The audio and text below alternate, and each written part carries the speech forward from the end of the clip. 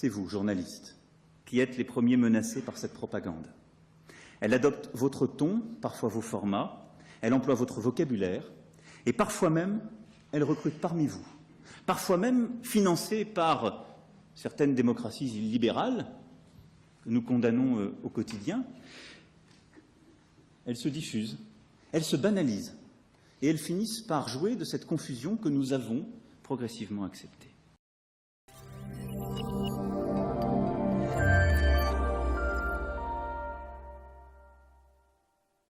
À l'occasion de ses vœux à la presse le 3 janvier, Emmanuel Macron a annoncé un futur projet de loi pour lutter contre les fausses informations. Les motifs invoqués ? Lutter contre l'influence de pays étrangers et protéger la démocratie. Mais n'y a-t-il pas d'autres raisons derrière cette annonce ? Décryptage. Il ne faut pas être dupe, ce projet de loi vise principalement les médias russes, notamment RT et Sputnik. Ceux-ci sont accusés de faire de la propagande pour l'État russe. En mai 2017, alors qu'il recevait son homologue russe Vladimir Poutine à Versailles, Emmanuel Macron avait qualifié RT et Sputnik d'être des organes d'influence et de propagande. L'argument est assez simple et presque caricatural. RT et Sputnik sont financés par Moscou, donc c'est de la propagande. Et pourtant, les gens qui utilisent cet argument ne semblent pas être dérangés par le fait que l'État français finance lui aussi des chaînes publiques de radio et de télévision. Rappelons que l'État français est le seul actionnaire de France Télévisions et de Radio France. Alors je vois certains dire déjà « Oui, mais c'est pas pareil, RT et Sputnik c'est des médias étrangers ».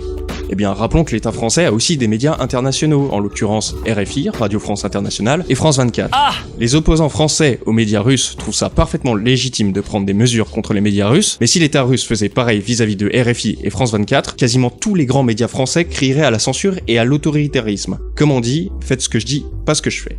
On voit beaucoup de critiques sur les médias russes financés par le Kremlin, mais on voit beaucoup moins de critiques sur les autres médias étrangers. D'autres pays ont leurs chaînes infos internationales, et ça ne semble pas déranger autant. Par exemple, les Allemands ont la Deutsche Welle, et les Britanniques ont BBC World News. Et pourtant, on ne voit pas grand monde accuser Deutsche Welle d'être de la propagande allemande, ou la BBC d'être de la propagande britannique à l'international. Autre exemple, la version française de la chaîne chinoise CGTN est contrôlée par le groupe CCTV, China Central Television, qui appartient à la République populaire de Chine. CGTN est diffusée en France depuis plus de 10 ans, et présente le point de vue chinois sur l'actualité, mais ça ne choque personne, malgré le fait que la République populaire de Chine ait des positions radicalement différentes de celles de la France et de celles des États-Unis sur des tas de sujets. Peut-être que l'audience de CGTN en France et dans les pays occidentaux est trop faible pour représenter une vraie inquiétude. Ou peut-être que les médias français ne sont pas au courant qu'il y a d'autres chaînes infos étrangères que RT et Sputnik en France.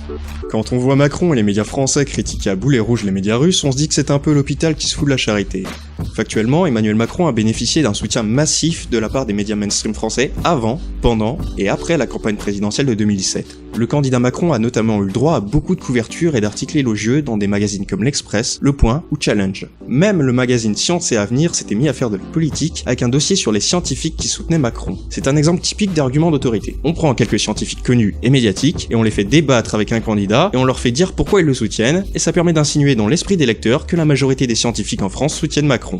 Les scientifiques comme argument d'autorité et comme argument de vente, c'est une technique bien connue dans le marketing. C'est pour ça qu'on voit souvent des experts en blouse blanche dans les pubs pour les produits d'hygiène et les produits ménagers. Les gens se disent que c'est scientifique, et si c'est scientifique, c'est donc que le produit doit être bon.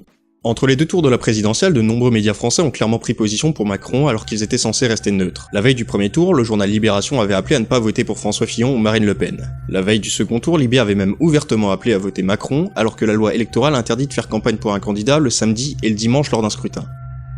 Les médias français, européens et américains ne sont pas aussi exemplaires qu'ils le prétendent.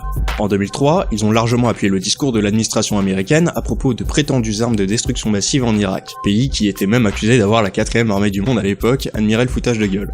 Cette propagande médiatique basée sur du vent a servi à pousser l'opinion publique américaine et une partie de l'opinion publique européenne à soutenir une ingérence militaire en Irak, le tout au nom de la démocratie et des droits de l'homme.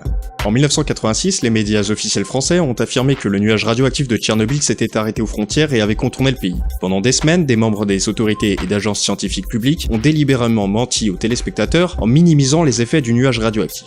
Plus récemment, en 2016, pendant la campagne du référendum britannique sur l'appartenance à l'Union européenne, les médias français étaient pour la plupart sur une ligne anti-Brexit. Après le vote du 23 juin, ils ont affirmé que les Britanniques s'étaient rués sur Google pour chercher ce qu'était l'Union européenne. Selon les médias français, la question « Qu'est-ce que l'UE ?» était la deuxième question la plus populaire au Royaume-Uni dans les 24 heures suivant les résultats du scrutin. C'était évidemment faux. L'information avait été grossièrement et volontairement déformée. Il ne s'agissait pas de la deuxième recherche la plus populaire sur Google au Royaume-Uni, mais de la deuxième recherche la plus populaire à propos de l'Union européenne, ce qui fait une grosse différence. En tout, ça ne représentait que quelques centaines de recherches. Revenons maintenant sur le projet de loi annoncé par Macron. Les mesures proposées par le chef de l'État sont potentiellement dangereuses, et ce pour plusieurs raisons. Dangereuses parce qu'elles s'attaquent au pluralisme et à la liberté de la presse notamment. Pour lutter contre l'influence étrangère, Macron veut imposer aux plateformes des obligations de transparence accrues sur tous les contenus sponsorisés. Si un contenu est considéré comme étant une fausse nouvelle, une procédure judiciaire donnera la possibilité aux autorités de supprimer le contenu, de déréférencer le site, voire même de bloquer l'accès à ce site. En gros, l'État risque de s'immiscer dans la politique des hébergeurs, des moteurs de recherche et des réseaux sociaux, y compris sur des sujets qui ne le concernent pas a priori. Mais c'est plutôt inquiétant. Si vous dites un truc qui ne plaît pas au gouvernement, celui-ci aura théoriquement la possibilité de demander le déréférencement, le blocage ou la fermeture de votre site ou de votre page sur un réseau social comme Facebook. Pour contrôler l'information, Macron veut renforcer les pouvoirs du CSA, y compris sur Internet. Sauf que le CSA est une autorité administrative qui n'est pas vraiment indépendante. Sur les 7 conseillers, 3 sont nommés par le président de l'Assemblée nationale, 3 par le président du Sénat, et le président du CSA est nommé par le président de la République. Comme la majorité à l'Assemblée nationale, le gouvernement et le président de la République sont du même bord politique, ils sont donc en position de nommer des gens qui sont sur la même ligne qu'eux. Le contrôle de l'information serait donc confié à une entité administrative centralisée et non indépendante. Une autre question qu'on peut se poser, c'est pourquoi faire une nouvelle loi ? Macron prétend vouloir lutter contre les fausses informations, et il y a déjà une loi contre le délit de diffusion de fausses nouvelles, comme indiqué dans l'article 27 de la loi du 29 juillet 1881 sur la liberté de la presse. Cependant, cette loi ne prend pas vraiment en compte les contenus sur Internet. Récemment, le gouvernement a montré à plusieurs reprises sa volonté d'étendre les pouvoirs du CSA sur Internet, par exemple pour soi-disant protéger les mineurs contre les contenus choquants, alors que c'est le rôle des parents et pas celui de l'État. Vous l'aurez compris, c'est encore un prétexte bidon pour tenter de justifier un contrôle étatique renforcé sur le net. La lutte contre les fake news semble être un faux prétexte pour permettre au gouvernement de s'attaquer un peu plus aux libertés sur Internet.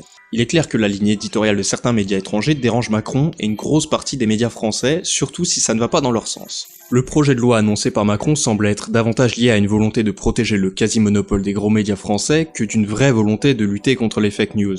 Les propositions d'extension des pouvoirs de l'État et du CSA sur Internet sont plutôt inquiétantes et rappellent les pratiques qui se font dans certains pays que la France critique souvent en leur disant qu'ils ne respectent pas assez les droits de l'homme ou les principes démocratiques.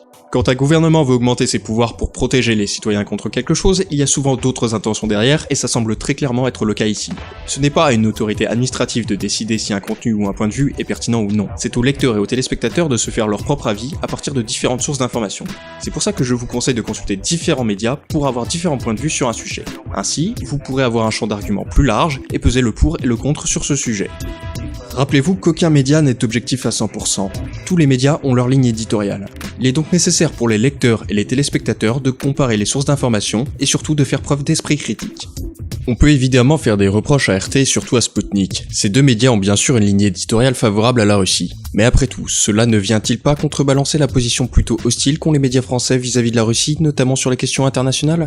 Si de plus en plus de gens se mettent à suivre RT ou Sputnik, ce n'est pas forcément parce qu'ils sont pro-russes, mais peut-être parce que ces médias montrent des points de vue qui ne sont pas assez mis en avant dans les médias français. Sur des questions comme le Brexit, la crise des migrants ou le conflit en Syrie, les médias français ont surtout montré le point de vue dominant dans la sphère médiatique parisienne. On en revient donc à la question du pluralisme. Si les médias français offraient davantage de diversité d'opinions et de points de vue, peut-être que moins de gens se tourneraient vers les médias étrangers. Il faut évidemment lutter contre les fake news et réclamer davantage de sérieux de la part des journalistes, quel que soit le média pour lequel ils travaillent. Mais faire des lois permettant à l'État de décider ce qui est juste ou pas, ça n'est clairement pas la solution. C'est la porte ouverte à d'éventuelles dérives et à une forme de censure, ou même d'autocensure. En France, certaines chaînes de radio et de télévision appartiennent à l'État. Si on regarde la presse privée, on peut voir que les journaux les plus connus reçoivent presque tous des subventions publiques. À partir de là, vous comprendrez donc que les médias n'ont pas intérêt à trop critiquer celui qui les finance. Cette vidéo est maintenant terminée, j'espère qu'elle vous a plu, n'hésitez pas à vous abonner à la chaîne si ce n'est pas déjà fait, et à très bientôt pour une prochaine vidéo.